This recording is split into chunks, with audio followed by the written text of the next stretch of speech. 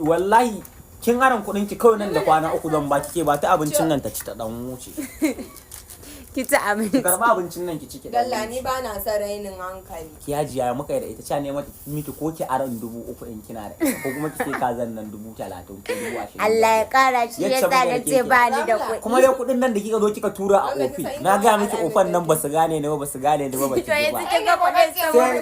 A'a ca ne muke samun amoni foyin ofe ba su gane ni ba ba su gane ni ba sai na nana ta miki su uku ba sa gane ni ba su da mutunci. Saboda ca suka yi ba su gane fuskata ba na ce musu kun ga hanci na. Wallahi in kika zara ina da ATM ta ki ji na gaya miki. Bari ki ji na gaya miki. Ofe din nan ba sa gane ni tun fil azal tun asali sai na gaya miki.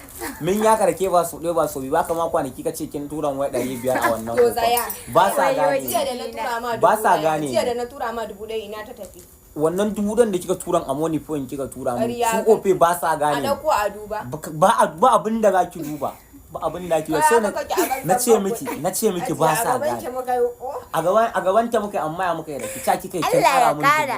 Ni yace an fara siyan kaza ta ce ba ta iya siyan kazan nan 30,000 ba to kaza nawa na ce miki 30,000 Kazan 5,000.